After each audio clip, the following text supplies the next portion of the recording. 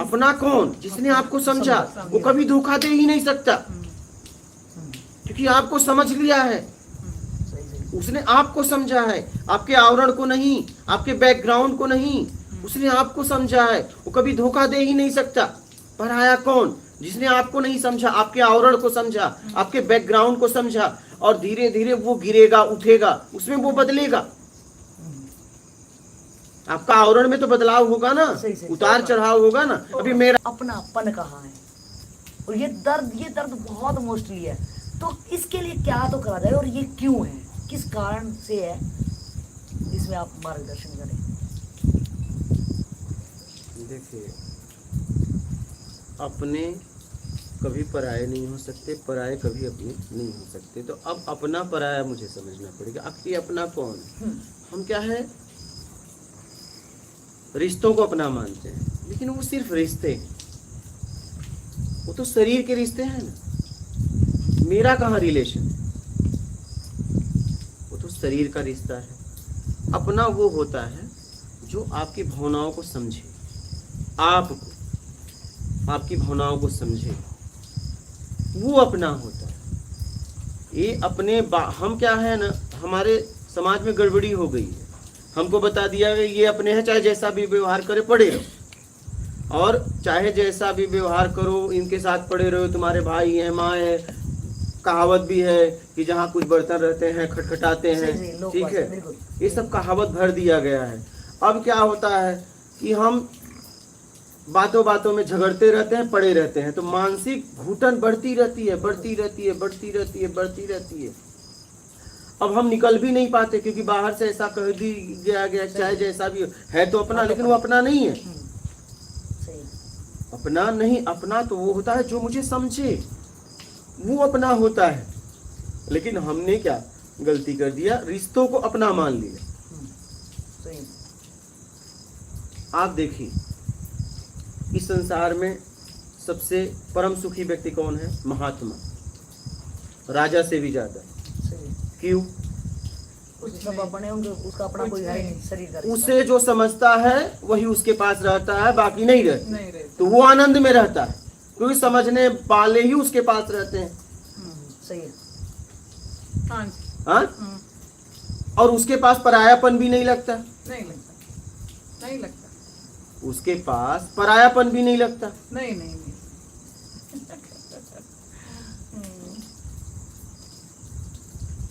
इसलिए उसने आपको समझा है। क्या?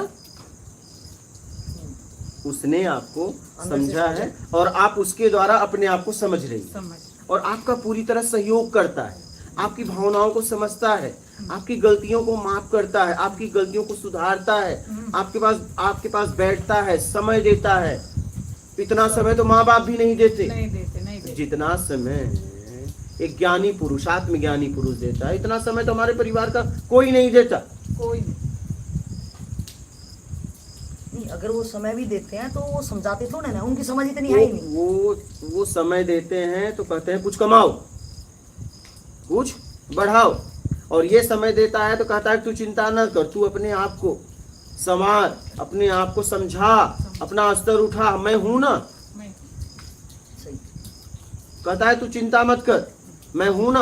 अब घर वाले क्या कहते हैं, तुम्हें कुछ बनना है, तुम्हें कुछ करना है, नहीं तो इतना खर्च कहाँ से आएगा, ये वो सब टूटते रहते हैं। और वो सामने वाला क्या होता है, दबाव में जीता है कि अरे मेरे परिवार ने इतना किया, खर्च किया, मतलब बचपन से टेंशन दे रहे हैं, तुम्हारे पढ़ाई में इतना खर्च हो रहा है, ये हो रहा है, अरे भैया मत करो, वो मानसिक दबाव हो रहा है।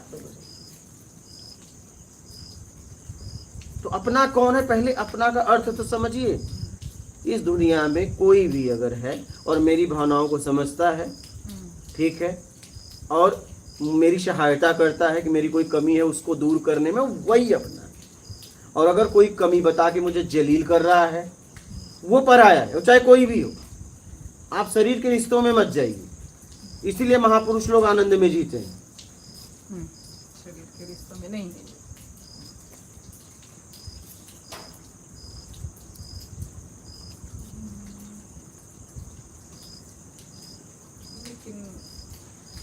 हाँ बोलिए। लेकिन बहुत लोग उनके पास आते ही नहीं है। बहुत लोगों को ये समझ में नहीं आता और आते भी नहीं है, आने के बाद भी समझ में नहीं मैं एकदम। देख रही हूँ, हाँ आने के बाद भी समझते भी नहीं है, दूरीपन को भी एडजस्ट, दूरीपन सहन भी नहीं करते, पास में भी नहीं आते, वे कहाँ रह जाते। उनके पास वही ठहर पाता है, रुक पाता है जो कोई अपने आप को समझना चाह रहा है। और अगर किसी और के प्रभाव में आया है, आकर्षण में, लालच में, ठीक है, तो वो नहीं रह पाता। वो देखो ना, इतिहास पढ़ो, करोड़ों लोग, लाखों लोग आए, लेकिन रुके कितने लोग? इक्का दुक्का। महात्माओं के पास रुके कितने? गिनती के। गिनती चलिए, रामकृष्ण परमहंस के पास कितने लोग आए? बहुत सारे। लोग रुके कितने? 9 लोग। अब बताओ। आत्मज्ञान। लेकिन 9 लोग को हुआ, हाँ समझना, सही से। क्योंकि वो 9 लोग अपने आप को समझने आए थे, सही से। बाकी प्रभाव में आए थे। क्या? कामना में प्रभाव में आए थे। प्रभाव में आए थे, कुछ मांगने आए थे, कुछ हाँ। लेने आए थे, कुछ जांचने लेकिन- आए थे। हाँ, कुछ जांचने आए थे। हाँ, विवेकानंद जी के 7 और 15, 16 उनके लिए ही आए। तो वही देखना ये है कि आप किसी के पास जा रहे हो, तो अभाव में, कुभाव में कि स्वभाव में? स्वभाव में मतलब अपने आप को समझना है, तब तो आप महात्मा के पास, आत्मज्ञानी के पास आप रुक पाओगे। और पता चला कि आप जा रहे हो और कोई और इच्छा है, कोई और प्रभाव है कि इनके पास कोई शक्ति होगी, वो मुझे मिल जाएगी, अच्छा, मैं भी समाज में दिखाऊंगा, तो आप ठहर नहीं पाओगे, रुक नहीं पाओगे। हाँ, आप इनके पास जाते क्यों, ये देखना है। तो जितने लोग अपने आप को समझने गए हैं वही रुक पाते हैं। हाँ, और उसे वो समय भी देते हैं पूरी तरह, क्योंकि उनके जिंदगी में और क्या है? कुछ नहीं है। उनके जीवन में और कुछ तो है नहीं। नहीं है। ये उनको ही समय देते हैं पूरी तरह, जो लोग समाज में अपने आप को समझना चाहते हैं। और ऐसे आए तो ऐसे आए और ऐसे चले जाते हैं। क्या?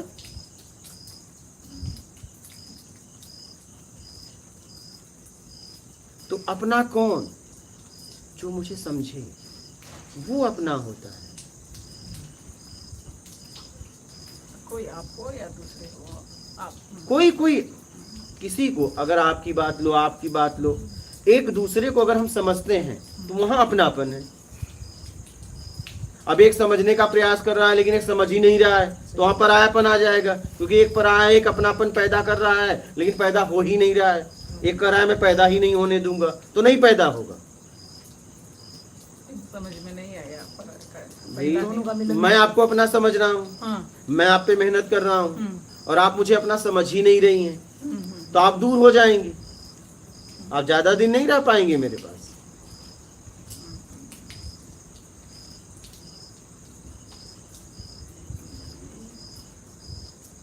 पास आने से भी आए तो साथ में रहे, नहीं आए तो पहले से ही दूर रहे।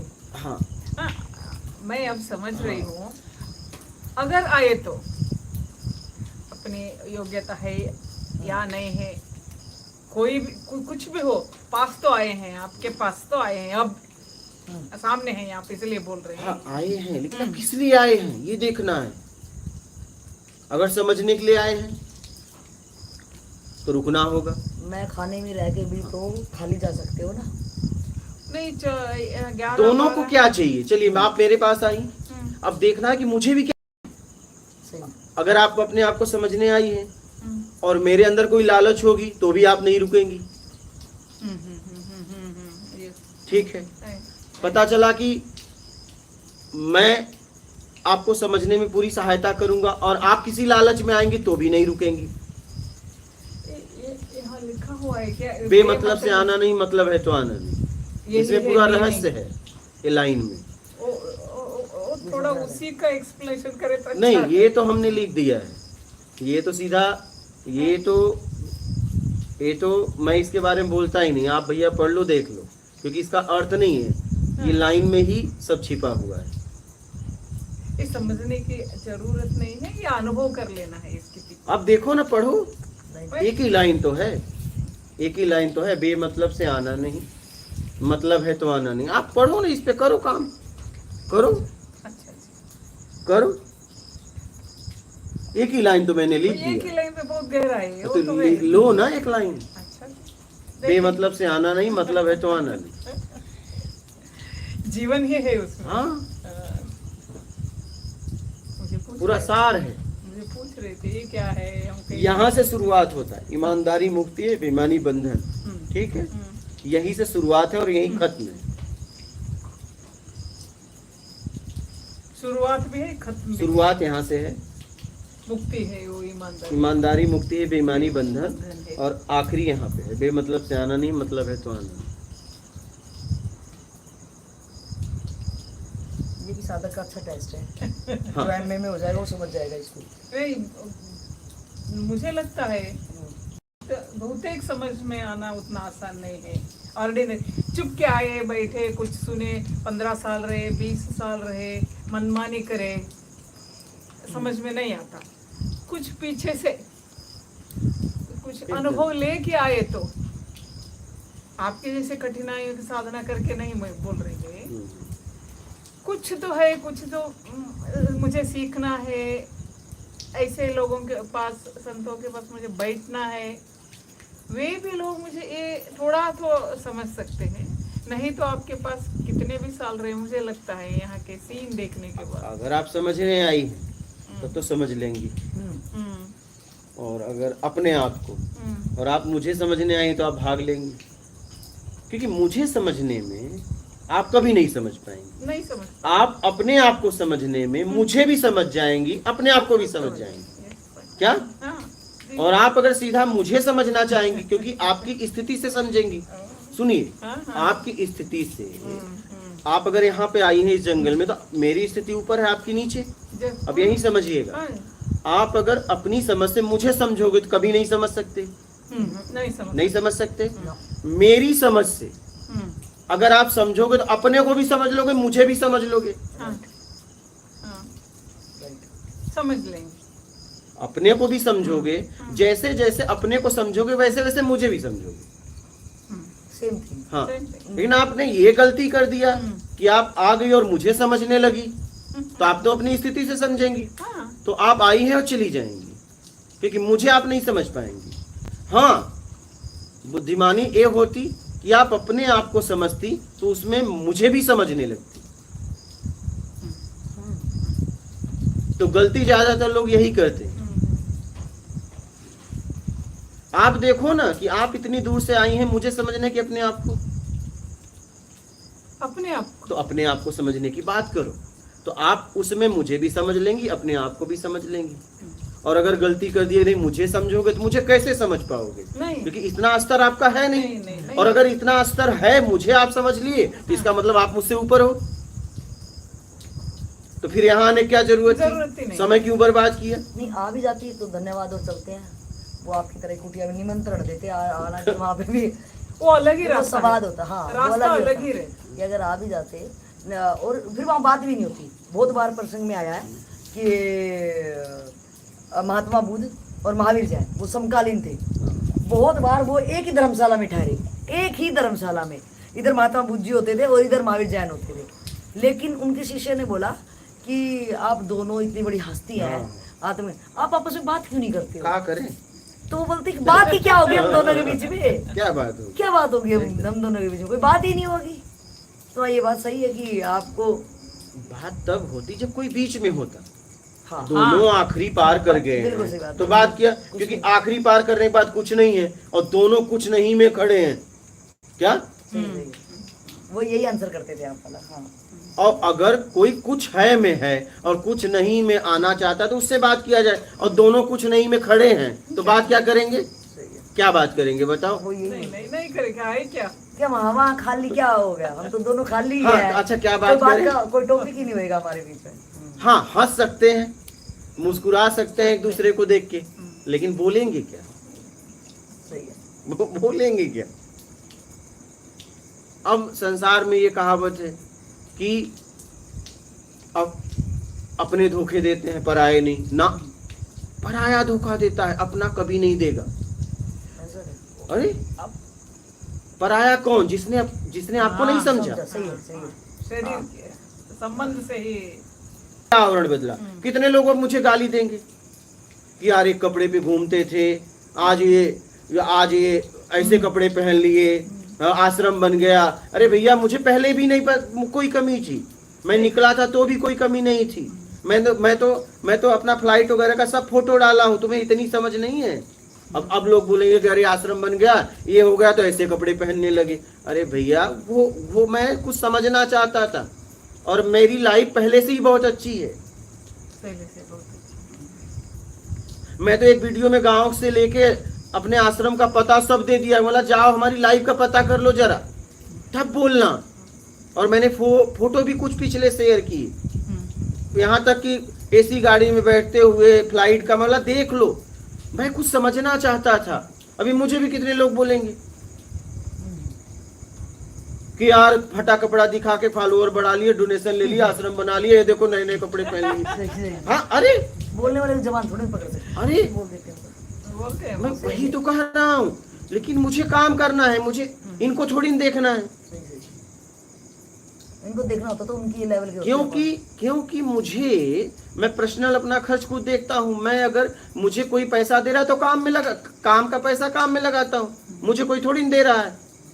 मैं तो कहता भी हूँ कुछ चाहिए तो मत देना भाई, खुला बोलता हूँ। अब मुझे अगर किसी ने समझा तो मैं चाहे जैसा कपड़ा पहनूं, और अगर मुझे कोई कपड़े से मानता होगा तो मुझे पता नहीं इस कपड़े पे कितनी गालियां देता होगा। हाँ, सही, सही, सही। माया काम कर गई, ये का। अरे भाई, मेरी जिंदगी है, मेरी जिंदगी है, कैसे जीऊंगा ये मैं फैसला करूंगा। तुम कौन होते हो?